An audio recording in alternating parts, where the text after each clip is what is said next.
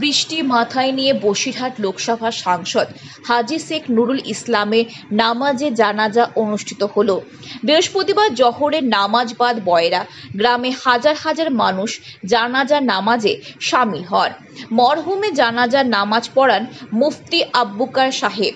জানাজার নামাজ শেষে হাজার হাজার মুসল্লিদের নিয়ে হাজী সাহেবের রুহের মাগফিরাত কামনা করে দোয়া চান ফুরফুরা শরীফের পীরজাদা তোহা সিদ্দিকী সাহেব। বয়রা গ্রামের মসজিদ সংলগ্ন কবরস্থানে দাফন করা হয় তাকে। দাফন শেষে দোয়া করেন বসিরহাট দরবার শরীফের পীরজাদা শরফুল আমিন সাহেব। হাজী নুরুল ইসলামের নামাজে জানাজায় শামিল হন মন্ত্রী জাফেদ খান, বিধায়ক এটিএম আবদুল্লাহ রনি, বিধায়ক রফিকুল হাসান, বিধায়ক নওশাদ সিদ্দিকী, সংখ্যালঘু যুব ফেডারেশনের রাজ্য সম্পাদক মোহাম্মদ কামরুজ্জামান ওয়েজুল হক, রাজ্য হজ কমিটির আধিকারিকরা, মুফতি আব্দুল কাইম সাহেব, মুফতি আব্দুল মাতিন সাহেব, উত্তর ২৪ পরগনা জেলা হাড়োয়া বিধানসভা সমাজসেবী আব্দুল হাই, বঙ্গ কৃষি অ্যাসোসিয়েশনের সভাপতি কাসিম আলী সহ অন্যান্যরা।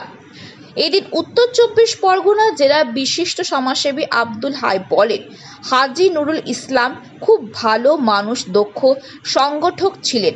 আমরা একজন অভিভাবককে হারালাম। বঙ্গ কৃষি অ্যাসোসিয়েশনের সভাপতি কাসেম আলী বলেন, হাজী নুরুল ইসলামের প্রয়াণে আমরা গভীর শোকাহত। মানুষের সেবার জন্য হাজী সাহেব ভালো কাজ করেছেন। তো অনিবার্য আমাদের প্রত্যেককেই পৃথিবী থেকে বিদায় নিতে হবে। এবার কে কখন যাচ্ছে না যাচ্ছে কিভাবে যাচ্ছে সেটা হচ্ছে প্রসঙ্গ, সেই বিতর্কে আমি বা সেই বিষয়ে আমি এখন আসছি না। আমি শুধু এতটুকুই বলতে চাই যে তিনি দুবারের এমপি, একবারের এমএলএ, হজ কমিটির প্রাক্তন চেয়ারম্যান। তার আত্মার শান্তি কামনা করি, তার পরিবারকে আমি সমবেদনা জানাতে আজকে এখানে উপস্থিত হয়েছে। তার সাথে আমার রাজনৈতিক ঘোর মতবিরোধ ছিল, কারণ তার রাজনৈতিক আইডিওলজি আর আইএসএফের রাজনৈতিক আইডিওলজি এক নয়। তারপরেও একজন মানুষ যখন মারা যায় তার পরিবারের প্রতি সমবেদনা জানানো আমরা কর্তব্য বলে মনে করি। এবং সাথে সাথে আমাদের একটা ধর্মীয় পরিচয় আছে ফুরফুরা শরীফের সাথে। আমাদের পরিবারের সাথে দীর্ঘদিনের সম্পর্ক। আমার চাচাজানের সাথে এনে একসাথে পড়াশোনা করেছেন, সেই সূত্রে আমাদের সাথে একটা সম্পর্ক এনাদের ছিল। হ্যাঁ, রাজনৈতিক মতপার্থক্য আমাদের ছিল, কিন্তু একটা রাজনৈতিকভাবে কতটা ক্ষতি হলো ওনার এই অকাল প্রয়াণে? দেখুন, ব্যাপারটা হচ্ছে এই গ্রামের মানুষের কথা যদি আমি বলি, আপনি গ্রামের মানুষের খোঁজ নিয়ে দেখবেন, শুধু উনি যেখানে থাকেন